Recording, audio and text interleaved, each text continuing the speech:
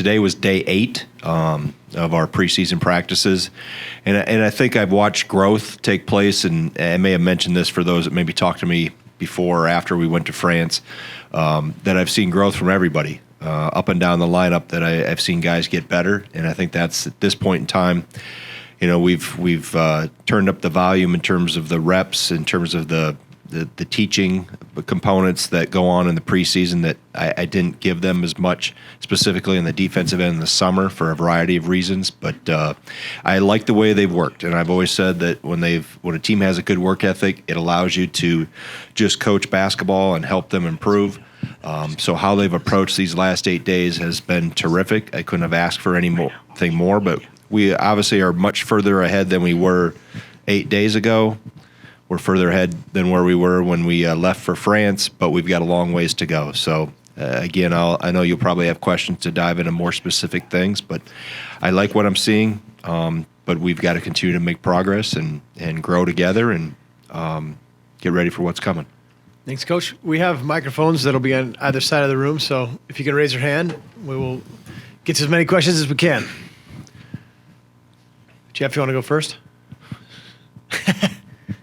Greg, you've got a couple new faces, obviously, in Kamari and Max. I'm sure the Paris trip helped them in the transition. What do you expect from those two guys, and how has the transition gone for them, at least to date, what you can tell us? Yeah, I think you're right. The trip did help them. I think it put them in an environment of playing games that obviously wouldn't have happened until a month from now had we not had that trip. I think the one thing that really jumps out about both those guys, they're obviously different players, different personalities, but they both have college basketball experience. Obviously, Max has a little more than Kamari, but you can tell, and I could tell that right away in the summer, that when the other newcomers or freshmen were a little half-stepping or wide-eyed, that those guys, even though it was a different place with different colors and different coaches, that they had been through the drill a little bit and understood what they were getting themselves into. It still didn't reduce the amount that they had to learn, and obviously we do things our way, and but they've both picked up on it really well. But I think the experience and even seeing that in France just shows. When Max has 2 years, Kamari has 1, and I think anytime, I've always said, the best teacher's experience.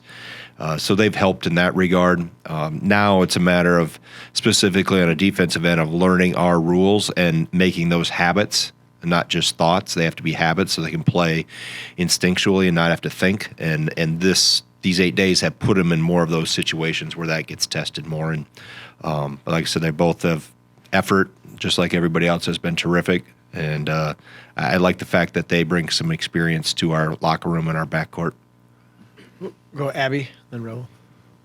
Greg, Jacoby Neath obviously played on an injury last year, had a surgery at the end of last season, and then has been dealing with his recovery. I know Coach O mentioned that today's one of the biggest reps he's had. How have you seen him handle this recovery, both physically and mentally?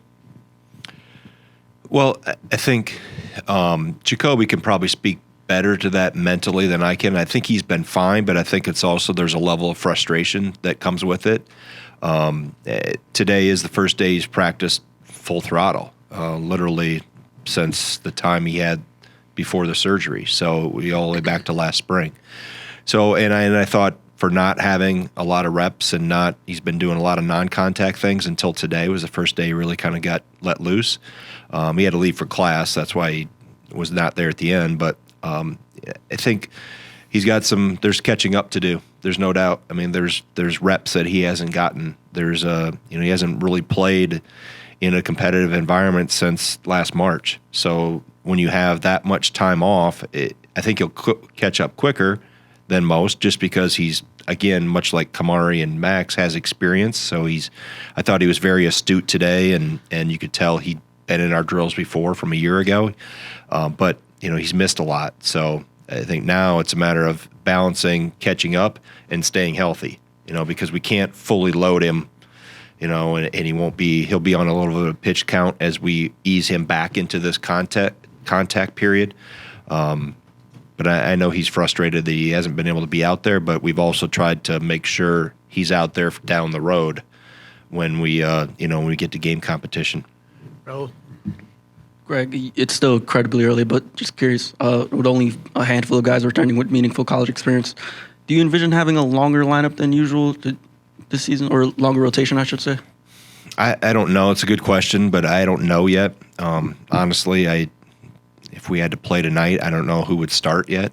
So I really haven't in my mind. I played a lot of guys in France, and that was well documented. I played as many as I felt could play. I think we used 11 consistently. Jacoby obviously would have been in the mix had he not been still hurt or still recovering. So I don't know how it won't go 12. I mean, I think that's not possible. I think I was able to do that for a variety of reasons over there and wanted to do it. So will it be 8? Will it be 9? Will it be 7? Will it be 10? It may vary by the game. It may vary by matchups. It may vary by who's healthy. It may vary by who's playing well, who's not. I think that can be, we'll have the core will be pretty, I think, consistent, but maybe how guys respond and how guys grow. I mean, the jumps Chris Hodges has made, even in 8 days, I've seen more and more. And, he's not anywhere near where he needs to be or will be. Just physically, he's gotten bigger and stronger, but I kind of crystal ball him physically 12 months from now yet and what he can do. But like I said, guys just need to continue to get better, and that will put them in position to make this. I always tell them, make it hard on me. Make it really hard for me to decide, man, I got to have him on the floor. And if I have a lot of guys that I have that option with, then we're going to be a better team. Let's go, Jeff, then back to Abby. You mentioned experience, and Marcus Ilver obviously only got a handful of minutes here last year, but I think you said, and he said, that he felt better coming out of playing for his national team this past summer. What did your crystal ball see for him, perhaps, this year? Best case scenario, what you hope he can give you? Well, I think we saw some of that in France. He led us in rebounding. He led us in three-point shooting. Obviously, the level of competition is going to ramp up, specifically physically, in terms of the physical play. And I think that's one thing that he's gotten better at. Obviously, you look at him physically, he's in a better position. He weighs more. He can lift more, all those things that come with that. I think he's more confident because he's stronger. But it's still a matter of there's so many unknowns with this group. I want to see, and you're going to probably learn right as I learned, underneath the lights with people in the seats, how we respond in those situations. And Marcus is one of those that hasn't been in a lot of those situations with us. He's been with his national team. But in terms of, how do you respond? How do you handle adversity? How do you grow through the year? I think he's still, not where he can be and will be in a variety of ways. But I liked what I saw in France. Now we've got to continue to make that better and more consistent as we walk through this month. Abby? Greg, last year you had Chris Vogt backing up Steven at center. This year you have Chris Hodges. Obviously a different level of experience there. How do you anticipate that changing the dynamic at the center position on the floor this year? Well, I don't get as caught up in numbers in terms of positions, 1, 2, 3, 4, 5, as maybe I did, or the game has changed so much. So I think just how the game has transitioned and trended to more open floor, transition, shooting threes, positionless basketball. I think you also look at that, how do you counter positionlessly defensively. So there may be a combination on the floor where you're going to wonder who is the 5, because it may not stand out, meaning there's not another 7-footer coming in. So I think that's something that we have ideas as a staff of what we will be doing. I think these guys are learning that, and that's the beauty of how we've always coached and how we've always tried to play, and specifically within our system, having somebody that everybody has to do post-defensive drills. Everybody gets those reps. Everybody gets passing drills. We try to develop the most complete player possible, and that's, you think develop a player, you're thinking just offense, but there's the defensive component to it as well. Big guys that have to chase screens.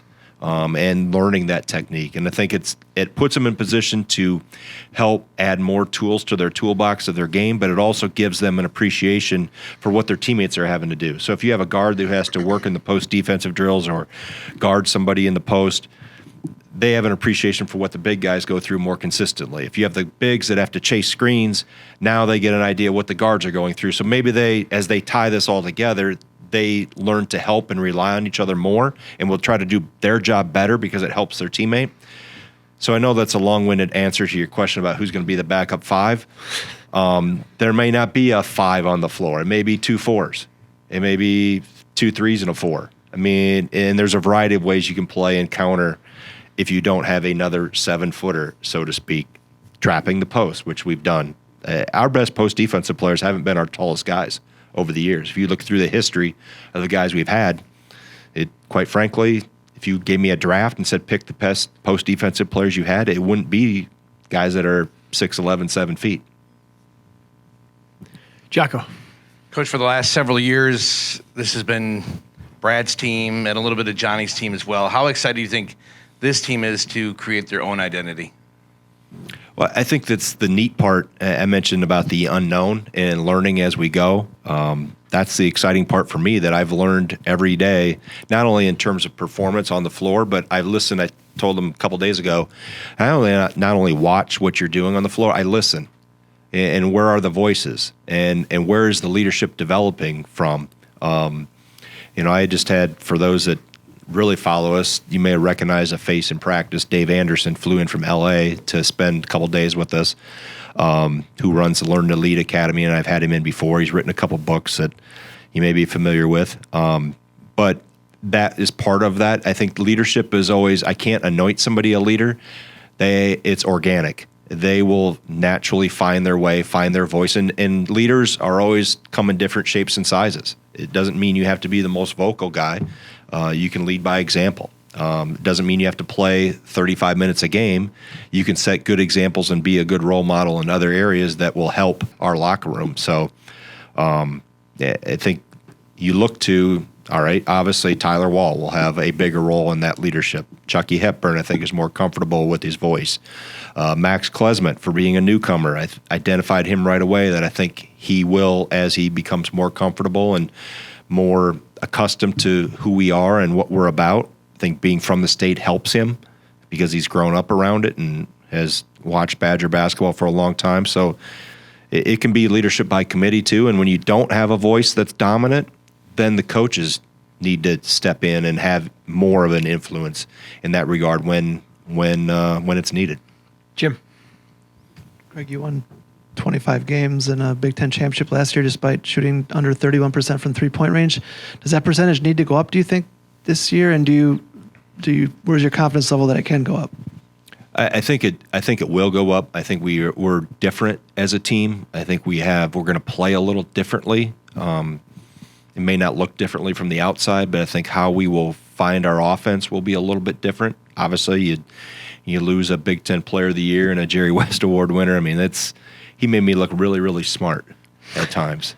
And the best play we had was get to Johnny the ball and get out of the way sometimes. So we obviously, you adjust and adapt offensively more than you do defensively. And not that you make holistic changes, but I've always looked at what's going to be the strength of our team based on the individual talents we have, and then formulate, without going way off the rails, formulate a plan how to best put those guys in position.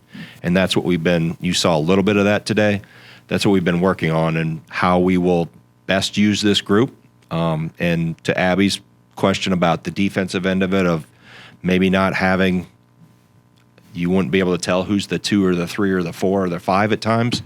There'll be some positionalist look where there's going to be, I think, move the ball, move bodies, regardless of who's on the floor, will help you. The goals are still the same. You still want to get to the free throw line.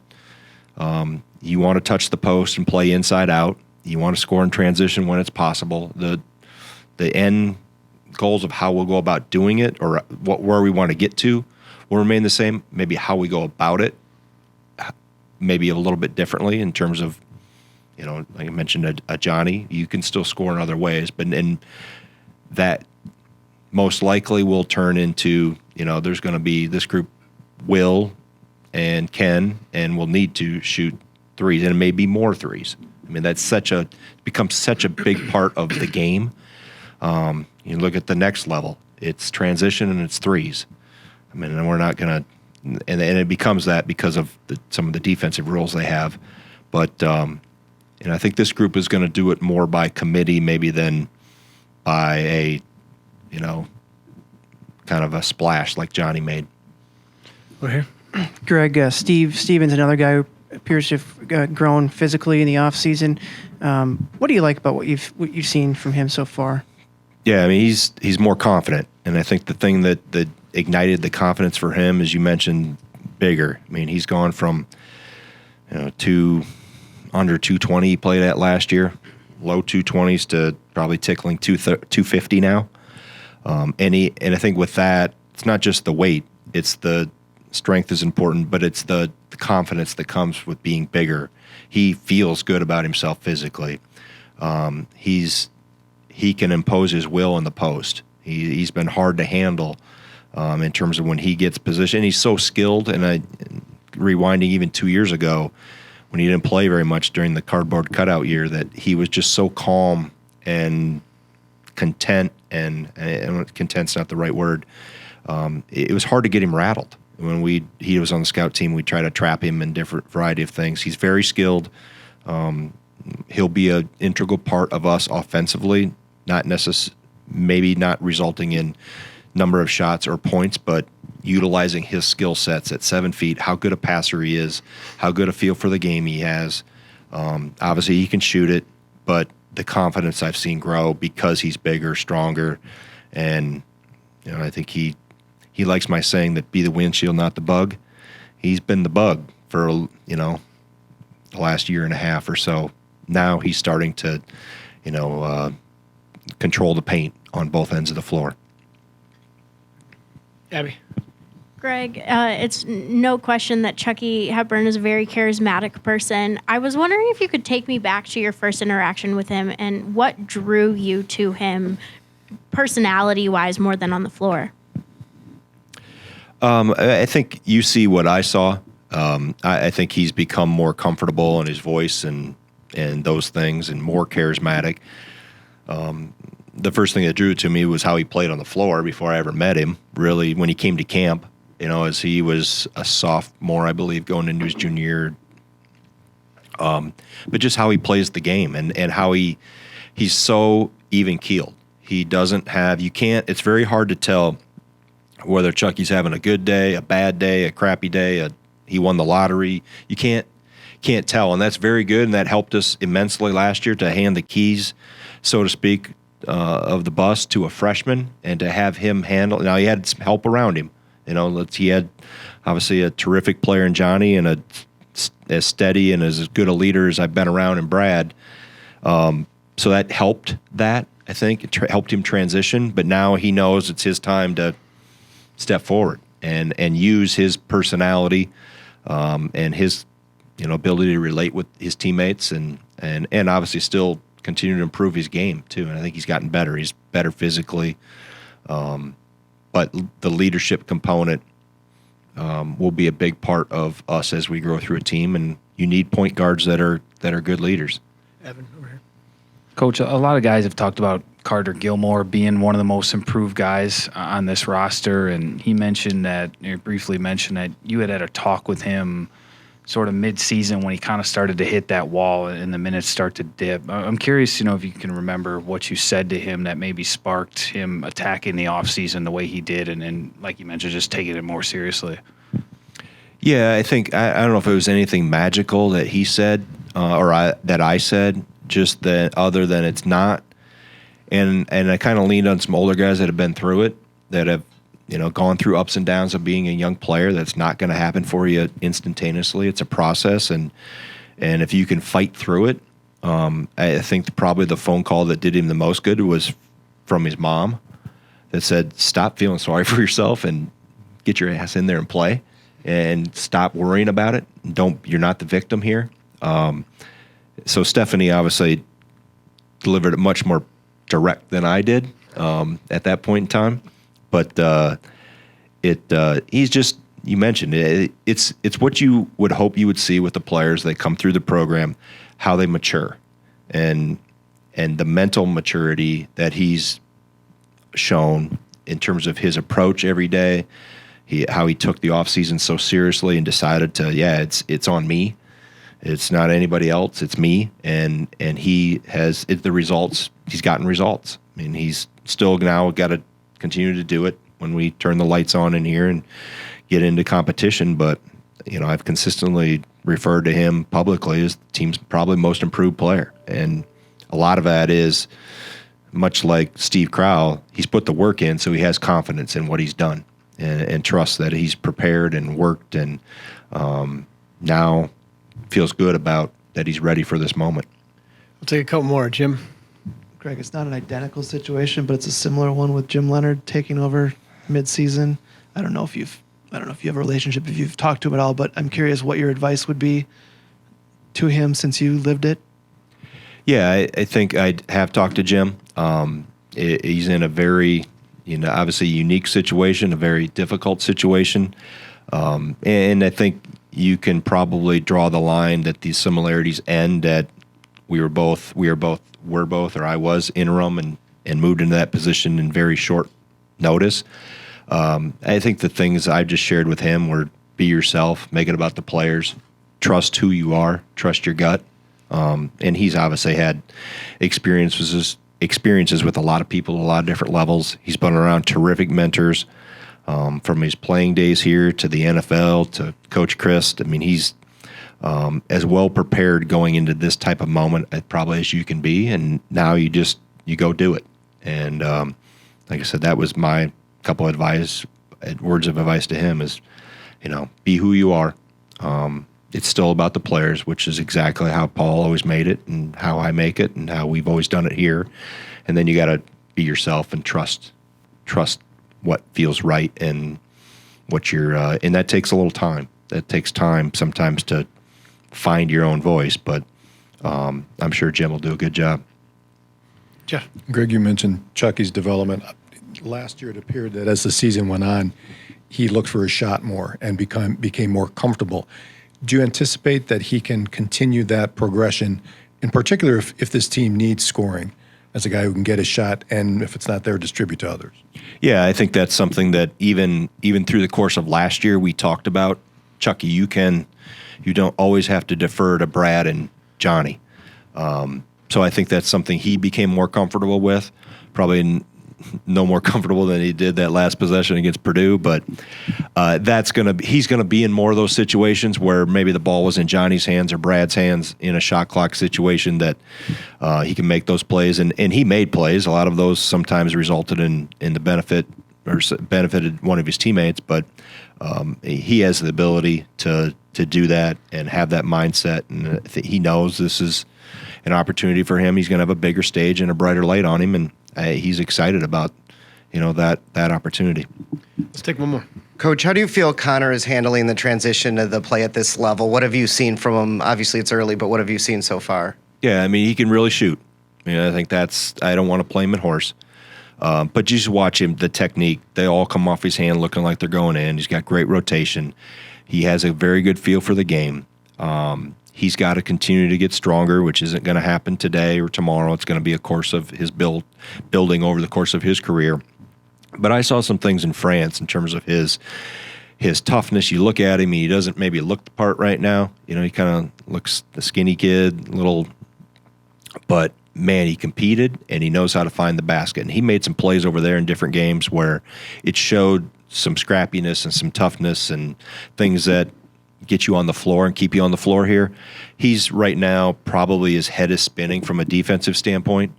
And that's normal. And the only way he's going to get through that is continue to guard Chucky, guard Jordan Davis, guard Tyler Wall, guard, whoever. And he's going to have to get that experience. And his teammates are doing a good job of pushing him every day. And coaches are doing a good job of holding him accountable. And he'll learn. He'll continue to. He already knows. I mean, he made a play today where okay. Now it has to become an instinct. It has to become a habit that you have to force the ball to the screen and get over a ball screen and all those things that maybe you could get away with as a high school player. That now the little things get magnified more.